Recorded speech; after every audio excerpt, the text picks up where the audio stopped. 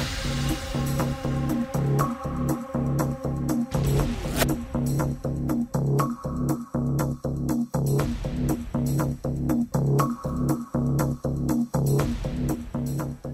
সকাল প্রিয় দর্শক, আপনাদের সবাইকে আমন্ত্রণ জানিয়ে শুরু করছি চ্যানেল 24 এর সাপ্তাহিক নিয়মিত আয়োজন জিসকা প্রেজেন্স পিউলি মেডিকেল 24 অনুষ্ঠানে আজকের পর্ব। আপনাদের সাথে আছি আমি ডাক্তার সিফাত রহমান। প্রিয় দর্শক, আমাদের আজকের পর্বে আলোচনার বিষয়বস্তু খুবই কমন একটি সমস্যা, বাত ব্যথা। বাত ব্যথা নিয়ে আমাদের বাংলাদেশে মানুষের মধ্যে প্রচলিত অনেক ধরনের ভুল ধারণা আছে। অনেকে বাত জ্বর এবং বাত ব্যথাকে গুলিয়ে ফেলেন, মনে করেন যে এই দুটো বিষয় আসলে একই। বিষয়টি আসলে আদতে তা নয়। বাত ব্যথা এবং বাত জ্বরের মধ্যে আছে অনেক পার্থক্য।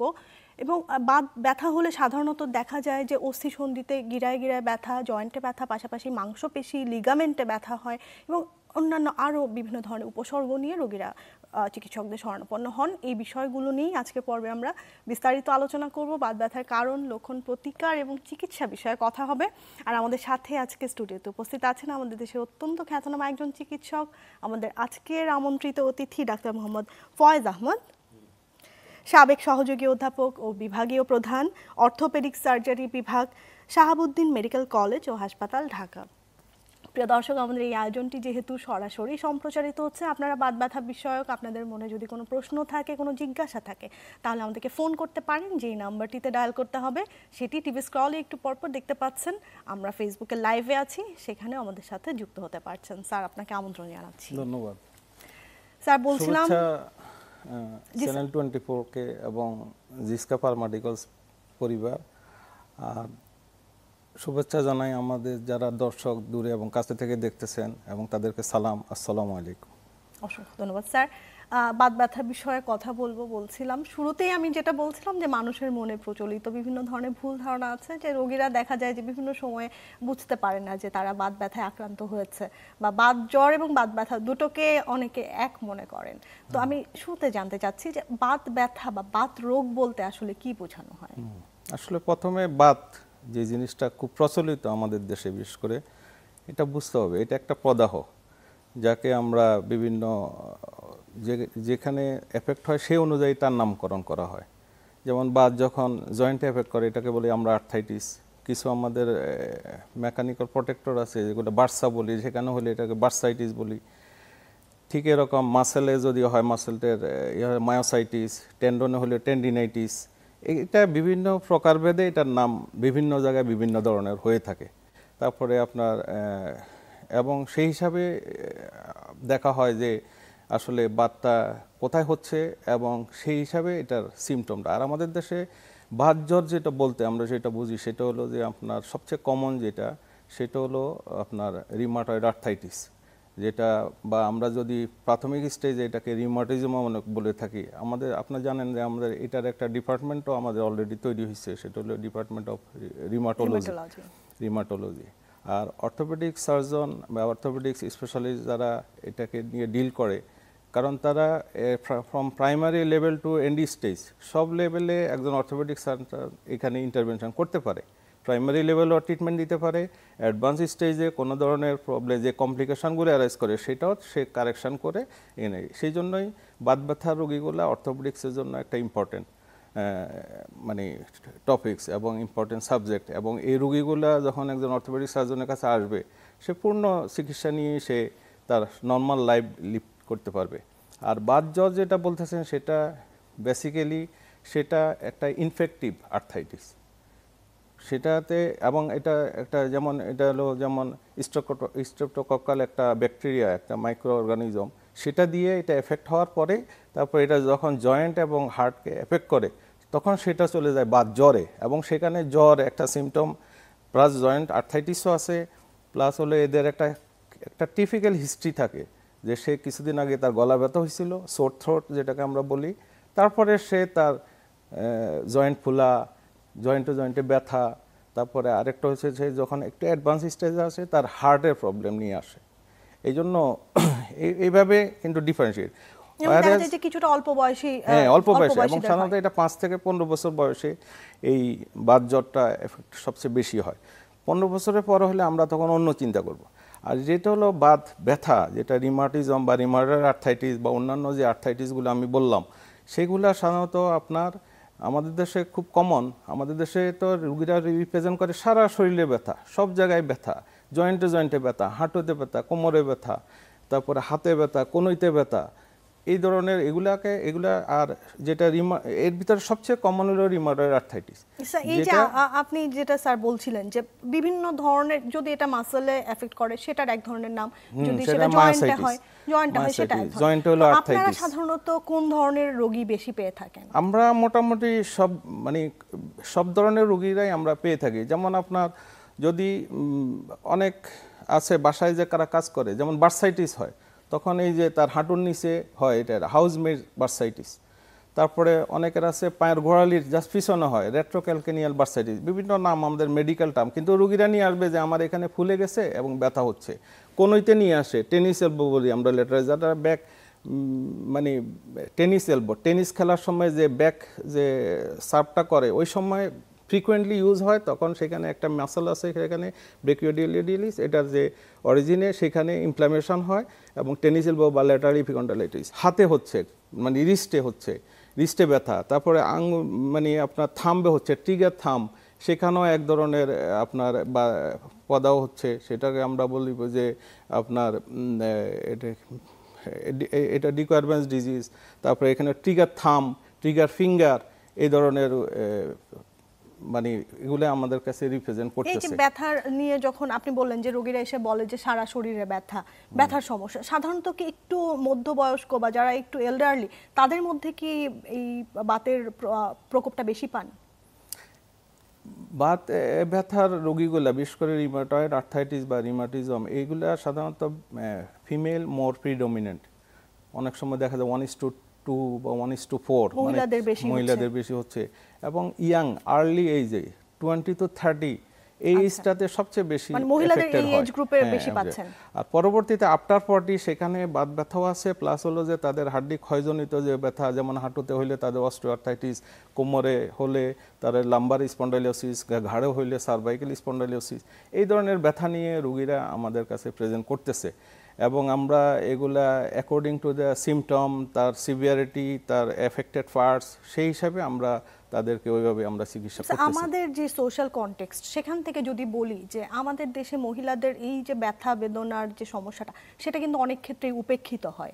বিশেষ করে গ্রামে গঞ্জে যারা আছেন, সেখানে হয়তো অসচেতনতা বশত বা অজ্ঞানতা বশত ব্যথার সমস্যাটাকে হয়তো প্রপারলি অ্যাড্রেস করা হচ্ছে না, চিকিৎসকের শরণাপন্ন হওয়া হচ্ছে না, বা অনেক ক্ষেত্রে রোগীরাও বুঝতে পারেন না যে তিনি আসলে কার কাছে যাবেন, কোন বিশেষজ্ঞের শরণাপন্ন তিনি হবেন। ধন্যবাদ, আপনি খুব ভালো প্রশ্ন করছেন। বর্তমান প্রেক্ষিতে আমাদের দেশের ম্যাক্সিমাম দেখা যায় যে ইয়াং এজ 20 to 30 এইজে সাধারণত নিউলি ম্যারিড কাপল থাকে বা একটু কিছু অ্যাডভান্স হচ্ছে। তো এই ক্ষেত্রে দেখা যায় যে ওই যিনি ফিমেল বা লেডি, উনি কিন্তু বাত ব্যথায় ভুগতেছে, বাট ওনার হয়তো অনেক পরীক্ষা নিরীক্ষা করছে, সবই দেখা যায় যে নর্মাল আসছে, বাট উনি এগুলোকে আমরা বলি সেরো নেগেটিভ।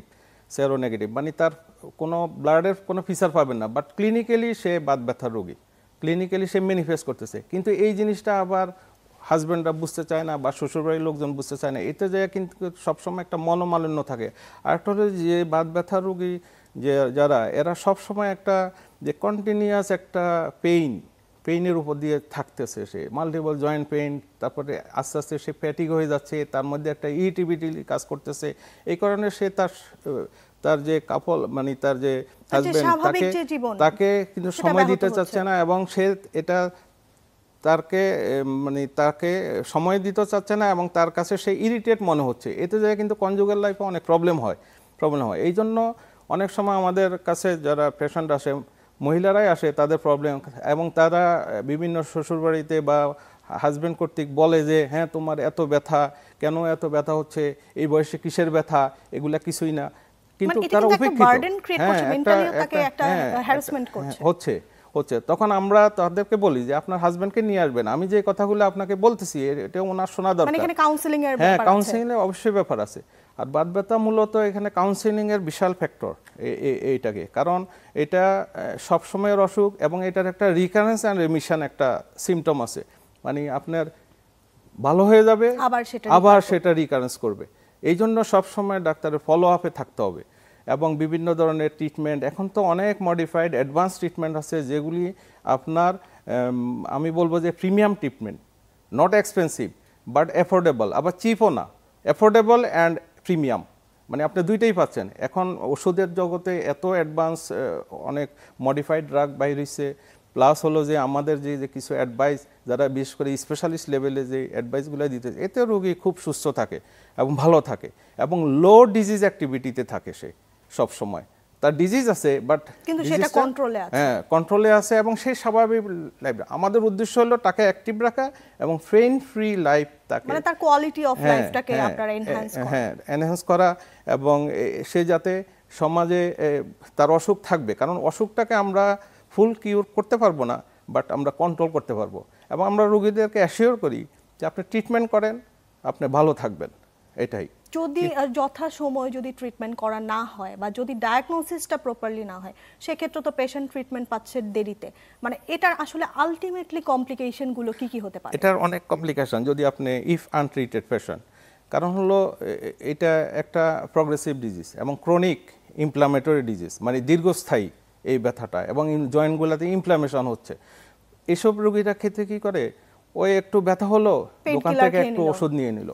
আসলে পেইন কিলার আমি সাধারণত পেইন কিলার কথাটা ইউজ করি না, কারণ এইগুলা রোগীদের কাছ থেকে আমরা শুনে খুবই মানে কি বলবো, আমরা বিরক্তই হই। ওরা বলে যে হ্যাঁ স্যার আমি পেইন কিলার খাই না, আমি পেইন কিলার নিব না। তারপর অথচ দেখেন আমাদের রোগটা হলো ইনফ্লামেশন, প্রদাহ, আমাকে সেখানে অ্যান্টি ইনফ্ল্যামেটরি ড্রাগস দিতেই হবে, সেটা হোক একটা প্যারাসিটামল, হোক আরও অনেক মডিফাইড অ্যাডভান্স ড্রাগ। কিন্তু এটা যদি সে পেইন কিলার মনে করে সে যদি না খায়, আমি রেজাল্ট পাবো না।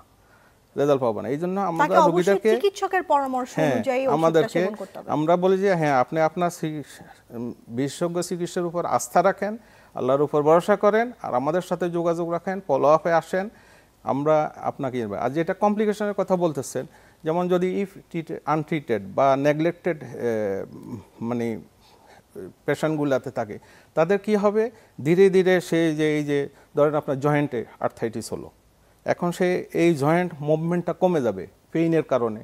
মুভমেন্ট করলে ইনঅ্যাক্টিভিটি হলে আস্তে আস্তে ওখান থেকে জয়েন্টের যে ক্যালসিয়াম, ভিটামিন এবং অর্গানিক ইনঅর্গানিক যে কম্পাউন্ডগুলো এগুলো বের হয়ে যায়, অস্টিওপোরোসিসে আলটিমেটলি রূপ নেবে।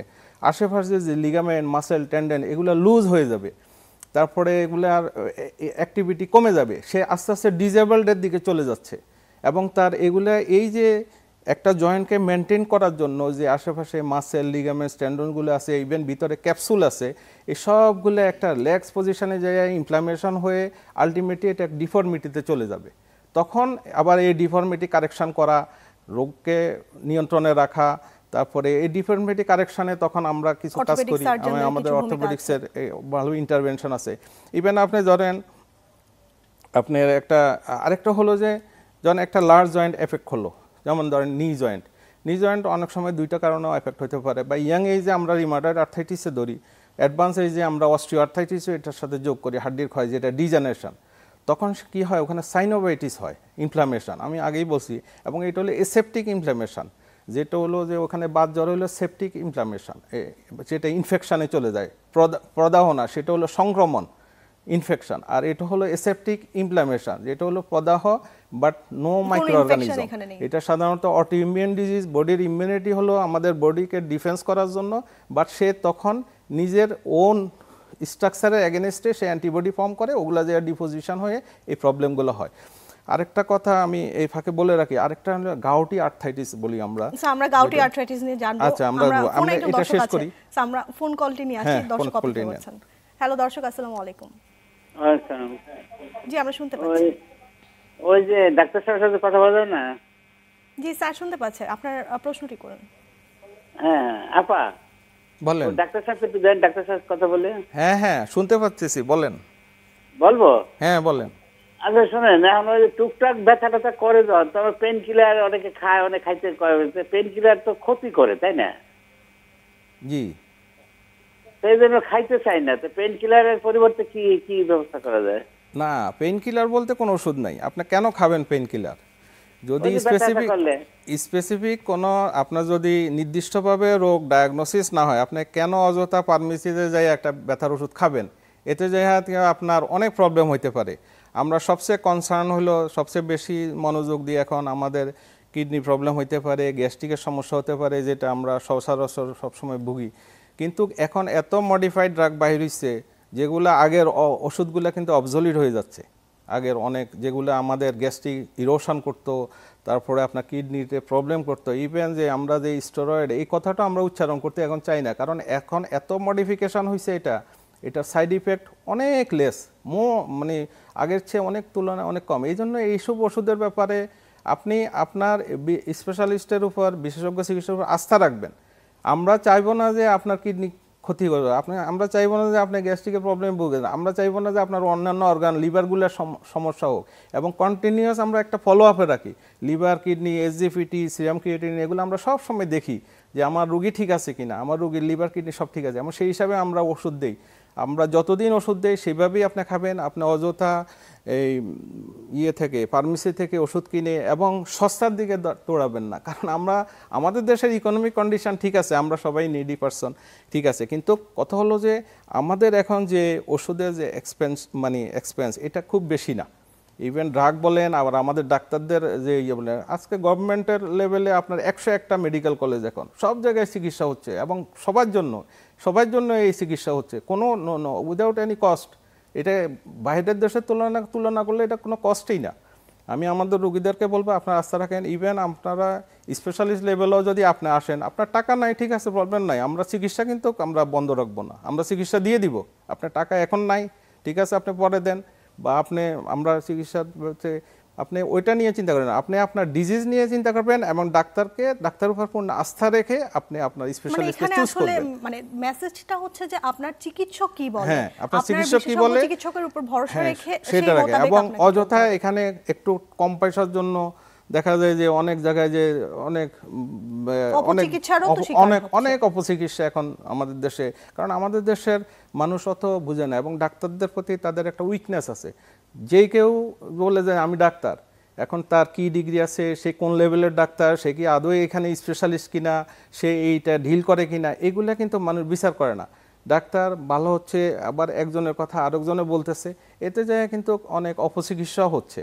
এবং এই যে এটা আজকে আমাদের দেশে দেখা যায় পেপটিক আলসার ডিজিজের পেশেন্ট, কিডনি ফেলিউরের পেশেন্ট, লিভার প্রবলেম পেশেন্ট, এগুলা কিন্তু এইসব কারণেই হচ্ছে। স্পেশালিস্ট লেভেলে ট্রিটমেন্টে আপনার স্পেশালিস্টটাই যদি ভুল করে, তাহলে রোগীরা যাবে কোথায়? এই জন্য আমি তো আমাদের প্রেক্ষাপট জানি, আমাদের বাংলাদেশের প্রেক্ষাপট, স্পেশালিস্টের প্রেক্ষাপট। আজকে দেখেন আমাদের অর্থোপেডিক সার্জন বলেন, ফিজিক্যাল মেডিসিন বলেন, তারপরে আপনার রিমাটোলজিস্ট বলেন, ইভেন মেডিসিন স্পেশালিস্ট বলেন, তারা কত সতর্কভাবে ওষুধগুলা দিতেছে। হ্যাঁ, রেশনাল ইউজ হচ্ছে, এবং কোনো ধরনের কমপ্লিকেশনের সুযোগ নেই। আর কমপ্লিকেশন হলো এটা রোগীদের, অনেক সময় রোগীদেরকে আমরা যে ওষুধ দিতেছি তারা সেটা ইফেক্টিভলি ওই ওষুধ গ্রহণ করতেছে না, একটা ইউজ করলো আরেকটা ইউজ করতেছে না, অথচ একটা আরেকটার পরিপূরক। মানে আমরা যে হয়তো আমার প্রেসক্রিপশনে 8টা ওষুধ আছে বা 10টা ওষুধ আছে, কেন আমি লিখি একটার সাথে একটা রিলেটেড, হয়তো সে এখান থেকে একটা বাদ দিয়ে দিল বা 2টা বাদ দিয়ে দিল আর 2টা খেলো, এতে যায় তো তার প্রবলেমে পড়বে। আলটিমেটলি আমরা কোনো রেজাল্ট পাই না। এখন আমার ফুল ট্রিটমেন্ট নেওয়ার পরে সে যদি বলে যে হ্যাঁ স্যার আমার এখন প্রবলেম, তখন আমরা জোর দিয়ে আমরা বলতে পারি হ্যাঁ আপনার তখন আমরা অন্য লাইন করি। কারণ ট্রিটমেন্টের ক্ষেত্রে ইভেন আপনার যে রিমাটয়েড আর্থ্রাইটিস নিয়ে আমরা আলোচনা করতেছি, এটা অনেকগুলো স্টেপ আছে। First line therapy, second line therapy, third line therapy, fourth line থেরাপিও আছে। কিন্তু এগুলা তো আমরা যারা আছি আমরাই তো এগুলা করবো, আমাদের কাছে আসতে হবে, ধৈর্য ধরে। আর রিমাটয়েড এটা একটা ক্রনিক ডিজিজ, দীর্ঘস্থায়ী দীর্ঘমেয়াদী অসুখ, এবং এটার জন্য যদি আপনি ফলো আপে থাকেন, আপনি পেইন ফ্রি এবং অ্যাক্টিভ লাইফ লিড করতে পারবেন। আপনার সংসারের জীবনেও ভালো থাকবেন, এইজড পেশেন্টও, অ্যাডভান্স এইজও আপনি ভালো থাকবেন। এবং আমাদের অর্থোপেডিক্সের রোল যেখানে একটা প্রাইমারি লেভেলে একটা পেশেন্ট আসলো, আমরা কমপ্লিট তাকে ট্রিটমেন্ট দিয়ে সে একটা সুস্থ অবস্থায় চলে যাবে। আবার সে একদম অ্যাডভান্স স্টেজ আসলো, সেখানেও আমরা ইন্টারভেনশন করে অনেক যেটা আমি ধরেন একটা সিম্পল একটা এক্সাম্পল দিই, অনেকে হাঁটুর ফুলা নিয়ে আসে, 2 হাঁটু ফুলা রিমাটাইটিস ইয়াং পেশেন্ট, এখানে আসলে হলো সাইনোভিয়াল ফ্লুইড জমে থাকে। মানুষ সাধারণভাবে বলে যে হ্যাঁ হাঁটুতে পানি আসছে। এটা যদি আপনি ইন্টারভেনশন না করেন, শুধু ওষুধ খাওয়ান, কখনো রেসপন্স করবে না। আগে আপনাকে ওটা বের করে ফেলতে হবে, বের করে ফেলতে হবে। তারপরে আপনি কিছু ওষুধ দিবেন। আর ম্যাজিক্যাল ড্রাগ খুবই মানে চমৎকার কিছু ওষুধ এখন বাইরে হচ্ছে, আপনি খুবই ভালো রেজাল্ট। এবং আমরা অ্যাকিউট মানে আপনার তীব্র অ্যাকিউট কন্ডিশনটাকে আমরা ইনজেকশন দিয়ে হোক বা ওষুধ দিয়ে হোক আমরা কমায় নিয়ে এসে এরপর আমরা পরবর্তী আমরা ট্রিটমেন্ট করি এবং খুব এক্সিলেন্ট রেজাল্ট। আচ্ছা আমরা একটু ছোট্ট বিরতিতে যাব, বিরতির পর আবার আলোচনা ফিরে। Thank you. প্রিয় দর্শক, জিসকা প্রেজেন্স পিউলি মেডিকেল 24 অনুষ্ঠানে এই পর্যায়ে একটি ছোট্ট বিরতিতে যাচ্ছি। বিরতির পর আলোচনার পরবর্তী অংশ নিয়ে ফিরে আসছি, আমাদের সাথেই থাকুন।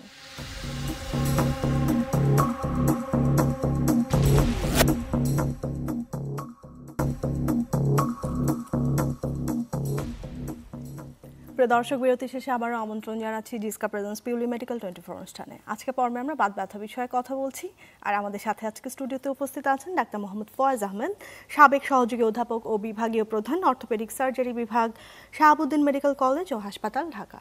প্রিয় দর্শক, আমাদের এই আয়োজনটি সরাসরি সম্প্রচারিত হচ্ছে। আমাদেরকে ফোন করতে চাইলে টিভি স্ক্রলে যে নাম্বারটি দেখতে পাচ্ছেন সেই নাম্বারটিতে ডায়াল করতে হবে। স্যার, বিরতি শেষে আবার আমন্ত্রণ জানাচ্ছি। স্যার, গাউটি আর্থ্রাইটিস নিয়ে আপনি বলছিলেন, তো এই বিষয়টি নিয়ে আরেকটু বিস্তারিত জানতে চাই। Gouty arthritis one form arthritis, এটা আরেক ধরনের বাত। এটা সাধারণত আমরা মনে করি যে গাউট মানে গেটে বাত, বাংলায় বললে গেটে বাত, গিরাই বাত। বাট এটা সবচেয়ে কমন মানে স্পেসিফিকেশান যেখানে এটার হলো সেটা হলো আমাদের পায়ের বৃদ্ধাঙ্গুলির জাস্ট বেইজে এখানে হঠাৎ করে ফুলে যাবে, ভীষণ ব্যথা, পা নাড়াতে পারতেছে না এই রোগী। সাধারণত ওই জয়েন্টে বেজ অফ দ্য ফার্স্ট গ্রেটোর এখানে যদি ওই জয়েন্টে যদি সিরাম ইউরিক অ্যাসিড বলতে আমরা একটা বলি, ইউরিক অ্যাসিড ক্রিস্টাল এটা জমে থাকে, তাহলে ওখানে এই আস্তে আস্তে ফুলে যায়, ওখানে লোকাল ইনফ্ল্যামেশন হয়, পেইন, সোয়েলিং, টেন্ডারনেস, ইনঅ্যাক্টিভিটি, এগুলো নিয়ে রোগী রোগী হাঁটতেই পারে না। তার লাইফ মানে তার নর্মাল যে ডে টু অ্যাক্টিভিটি এটাই হ্যাম্পার হচ্ছে। তখন রোগী চলে আসে আমাদের কাছে, আমরা ওখানে সাথে একটা এক্সরে করি, দেখি যে ওখানে লোকাল এটা কত অ্যাডভান্স হয়েছে, অ্যাকিউট না এটা একটা ক্রনিক অবস্থায়। এবং তার কিছু ব্লাডের কিছু test, normal CBC, routine test, uric অ্যাসিডটা স্পেসিফিকলি করি, লিভার কিডনিগুলোদের এই ক্রিয়েটিনিন, এসজিপিটি, এগুলো দেখার পরে যদি তাকে আমরা তখন ইনিশিয়াল যে ট্রিটমেন্ট দেই, তাহলে রোগী দেখা যায় যে অনেক সময় সুস্থ হয়ে যায়। অনেক সময় কেন সুস্থই হয়ে যায় ইনশাআল্লাহ। স্যার, আমরা তো জানি যে লো ব্যাক পেইন বিশেষ করে মহিলাদের মধ্যে, এই ক্ষেত্রে আরেকটা কথা বলি, গাউটি আর্থ্রাইটিসের যে রোগী যেহেতু তার ইউরিক অ্যাসিড যদি এখানে বেশি থাকে, তখন তাদেরকে বলি যে ইউরিক অ্যাসিড কন্টেইনিং যে কিছু খাবারের রেস্ট্রিকশন, যে খাবার বিশেষ করে সিম বা ডাল জাতীয় খাবার, এগুলাতে ইউরিক অ্যাসিড প্রচুর, মানে একটু বিনস, পালসেস এগুলো অ্যাভয়েড যাতে করে, red meat, organic meat, process meat, এগুলো যাতে সে অ্যাভয়েড করে। ইভেন আমরা একটা চার্টও করে দিই যে আপনি এই খাবার লো কোয়ান্টিটি খাবেন, যত পারেন খাবেন, কোনো সমস্যা নাই, এটা একটু লিমিটেড কোয়ান্টিটিতে খাবেন, আর এটা একদমই খাবেন না, avoid, food should be avoided, এরকম লিস্ট করে দিয়ে রোগীর দেখা যায় ভালোই থাকে। মানে কিছু মেডিকেশন, কিছু লাইফস্টাইল মডিফিকেশন এর মাধ্যমে আপনারা ম্যানেজমেন্টটা করে থাকেন। আচ্ছা স্যার, আমি লো ব্যাক পেইন নিয়ে বলতে চাচ্ছিলাম যে বিশেষ করে আমাদের আজকে টপিকসে যেহেতু বাত ব্যথা, ব্যাক পেইন নিয়েও কিন্তু আমাদের কাছে ওই রোগীরা মনে করে যে হ্যাঁ এটা বাতের ব্যথা, বিশেষ করে মনে হয় একটু ফিমেল রোগীরা বেশি, মহিলা রোগীরাই বেশি আসে। এটা হলো আমাদের যে লাইফস্টাইল, সেটা অনেক অংশে দায়ী। এবং সবচেয়ে কমনেস্ট যে লো ব্যাক পেইনের প্রবলেম সেটা হলো আমরা সাধারণত বলি সিম্পল নন স্পেসিফিক আপনার লো ব্যাক পেইন, এটা হলো মেকানিক্যাল লো ব্যাক পেইন, মানে তার পোস্টারজনিত কারণে সে কন্টিনিউয়াস বসে থাকে, ওভারওয়েট, কন্টিনিউয়াস একটা প্রেসার, মহিলারা কাজ করতেছে কোমর ঝুঁকে কাজ করছে, কোমর ঝুঁকে সে ঝাড়ু দিতেছে, কোমর ঝুঁকে, গ্রামে তো আপনার 100% মহিলারাই দেয় কোমর ঝুঁকে সে ঝাড়ু দিতেছে, কোমর ঝুঁকে। তারপরে এতে যে কি হয়, এক হলো যে ওখানে লোকালি প্রেশার পড়তেছে, প্রেশার পড়াতে ওখানে ইনফ্ল্যামেশন হচ্ছে, ওইটা আবার নার্ভের উপর প্রেশার পড়তেছে। যখন ওইটা লোকালি থাকে, লোকালাইজ থাকে, তখন আমরা সাধারণত লাম্বাগো বলি, ইয়াং এজে, অ্যাডভান্স এজে না হলে, অ্যাডভান্স এজে এটার সাথে আবার হার্টের ক্ষয়, ডিজেনারেটিভ চেঞ্জ থাকে, লাম্বার স্পন্ডাইলোসিস হয়। এবং যদি তার এই লাম্বার সাধারণত লাম্বার কেন বলছি, কারণ লাম্বার যে বোনগুলো 5টা বোন থাকে, এগুলোর মোবিলিটি সবচেয়ে বেশি এবং এগুলাই এফেক্টেড হয় বেশি। এর কোনো সাপোর্ট নাই, আর এখানেই প্রেশারটা সবচেয়ে বেশি পড়ে, যার কারণে এখানে স্পন্ডাইলোসিস মানে ওখানে যে ডিজেনারেশনটা বেশি হয় এবং ওখানে কেমিক্যাল মেডিয়েটর জমা হয়ে ওখানে ব্যথা তৈরি হয়। এবং আমরাও এগুলারও বলি এক ধরনের রোগীদেরকে বোঝার স্বার্থে আমরা বলি যে হ্যাঁ আপনার কোমরে জয়েন্টের বাত, সেই হিসাবে তখন তাদেরকে আমরা কিছু ট্রিটমেন্ট দিই এবং লাইফস্টাইল মডিফিকেশন অবশ্যই এটা খুবই ইম্পর্টেন্ট। যে ওবেস ওভারওয়েট অবশ্যই তাকে ওজন কমাইতে হবে, তার এটার এই ওভারওয়েটের কারণে তার কোমরে হাড্ডির ক্ষয় হচ্ছে, হাঁটুতে হাড্ডির ক্ষয় হচ্ছে।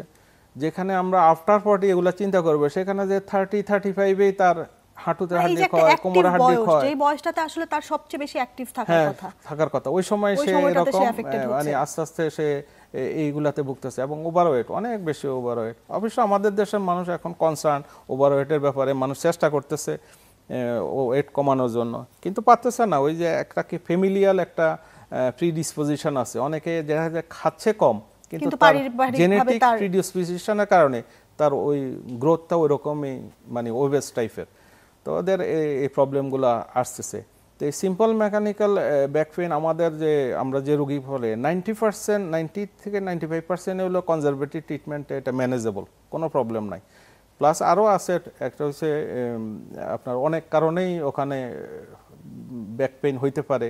একটা হচ্ছে আমরা লাম্বার স্পন্ডাইলিটিস, আবার একটা ডিস্ক প্রলাপস, পিএলআইডি যেটা আমরা বলি, আমাদের দেশের এখন রোগীরা অনেকেই জানে যে পিএলআইডি কি জিনিস। দুইটা হাড্ডির মাঝখানে যে ডিস্কটাকে স্লিপ করে যায়, পাশের নার্ভ থাকে, নার্ভের উপর প্রেসার পড়ে, ওখানে ব্যথা, ওখানে কম্প্রেশন, ওখান থেকে কোমরে ব্যথা, যেটার জন্য আমরা কমনেস্ট একটা মানে একটা তো ক্লিনিক্যালি আমরা ডায়াগনোসিসই করি, ম্যাক্সিমাম ডায়াগনোসিস ক্লিনিক্যালি হয়, প্লাস ইনভেস্টিগেশনে একটা এমআরআইও করা হয়, দেখা যায় যে নার্ভটা কতটুকু কম্প্রেসড এবং এটা আমাদের ডিকম্প্রেশন লাগবে কিনা, কোনো ইন্টারভেনশন লাগবে কিনা, যদি কোনো মানে সার্জারি করতে হয় সেখানেও আমরা এটা ডিকম্প্রেস করে দিব। আর যদি দেখা যায় যে আমরা কিছু ওষুধ আছে, ভালো ওষুধ আছে যেগুলোতে আমরা কিছু ওষুধ দিলে রোগী সুস্থ হয়ে যায়, যেটা সার্জারি লাগবে না।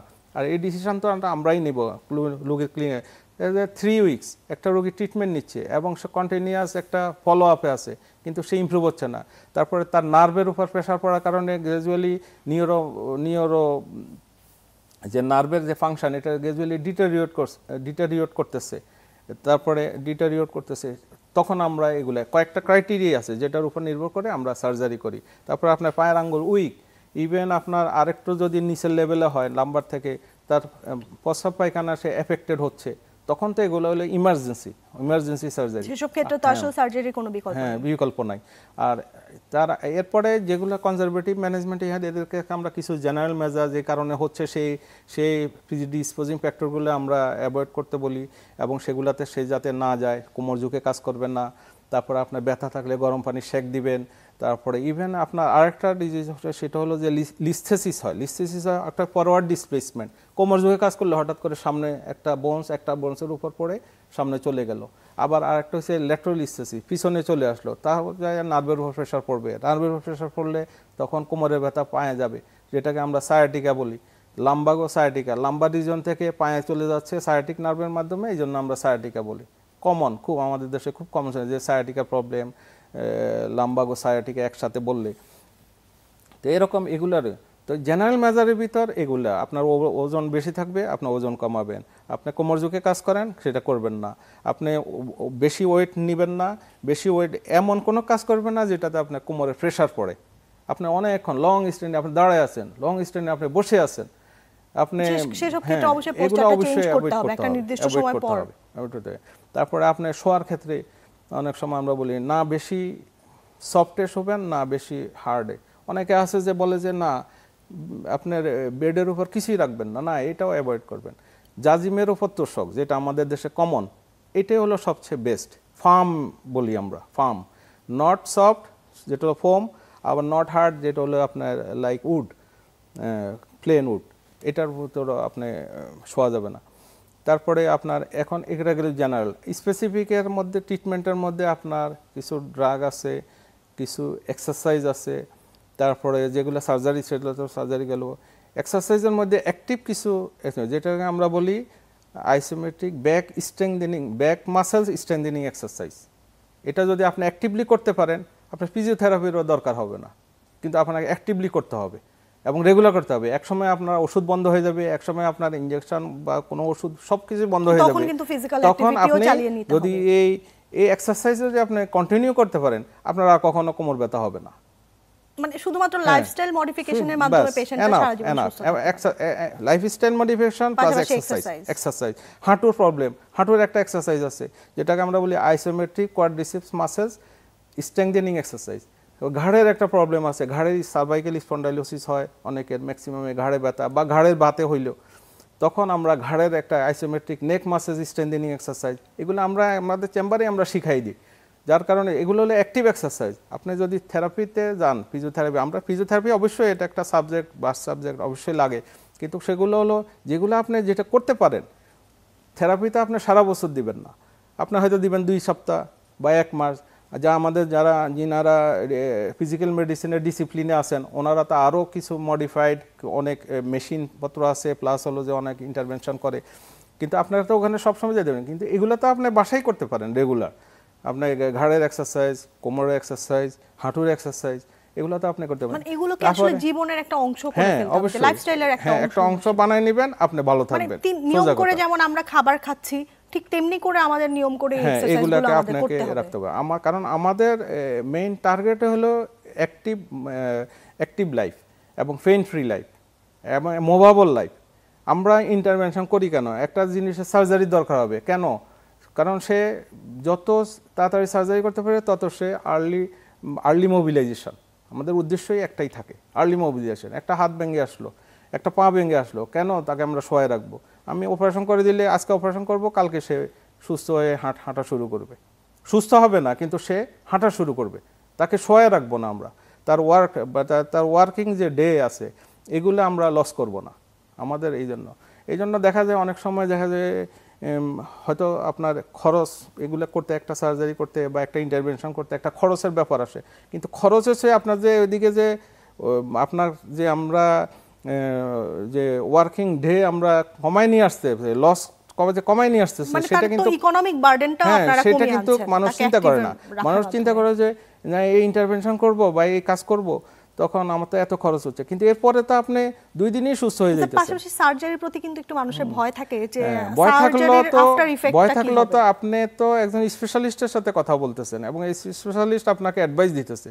এর চেয়ে রোগীর ব্যাপারে, রোগীর চেয়েও আমরা বেশি কনসার্ন, আমাদের ভয় বেশি রোগীর ব্যাপারে, কারণ আমি আমার রোগীকে সর্বোচ্চ দিব। ডেফিনেটলি আপনারা চান যে আপনার হাত ধরে একটা রোগী সুস্থ হোক। অবশ্যই আমাদের টার্গেটই থাকে। শেষ পর্যায়ে চলে আসছি স্যার, শেষ করবার আগে যদি দর্শকদের এবং ইকোনমিক ব্যাপার, টাকা পয়সার ব্যাপারটা কিন্তু এখানে আসেই না।